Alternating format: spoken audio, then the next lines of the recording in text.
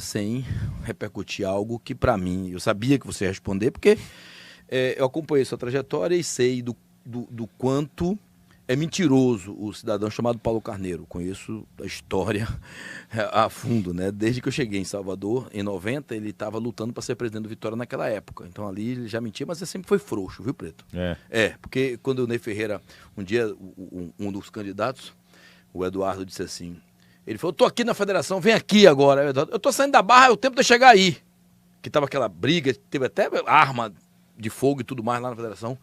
Ele, Eduardo Moraes, disse que ia lá, eu estava ao vivo na Rádio Cidade, ele correu, foi embora. Mandou, E o Eduardo Moraes chegou, cadê ele? Já foi embora. Tal. Então assim, mas quando o cara fala alto, todo mundo acha que amedronta, né? Como é que você viu as declarações, que a gente sabe que são mentirosas, no último podcast, que ele estava bebendo e que acabou tocando no seu nome e de outros jogadores de forma pejorativa? Cara, o pior, Márcio, que ele só mentiu, nesse específico episódio, ele só mentiu com relação a mim em pessoa. Na verdade, ele me incluiu na história, onde eu não tinha nada a ver com a história.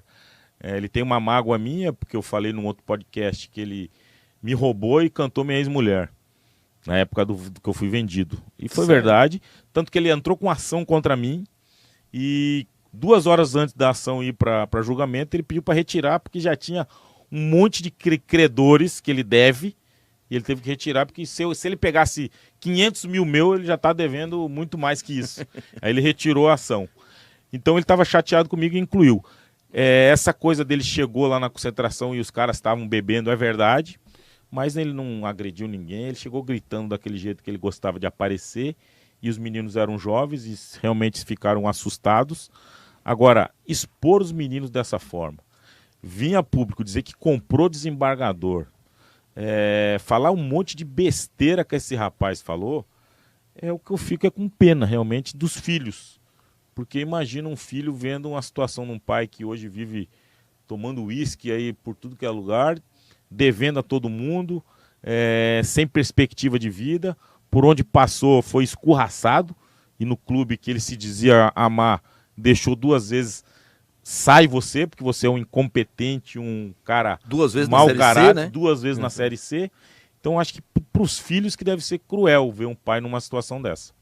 Ô Preto, você falando dessa situação do Paulo Carneiro, quando você chegou no Vitória, você imaginaria que ele realmente seria essa figura, como o Márcio escreveu, assim, de ser uma pessoa que fala alto, mas que na verdade não é bem assim? Você...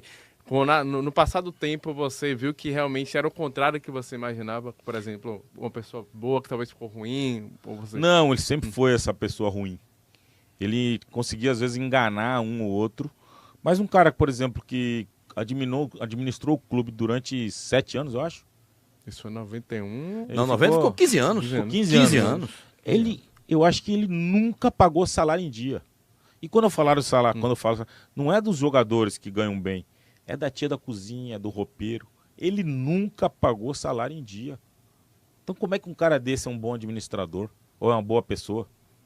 Pô, cansei de dar dinheiro pro roupeiro comer.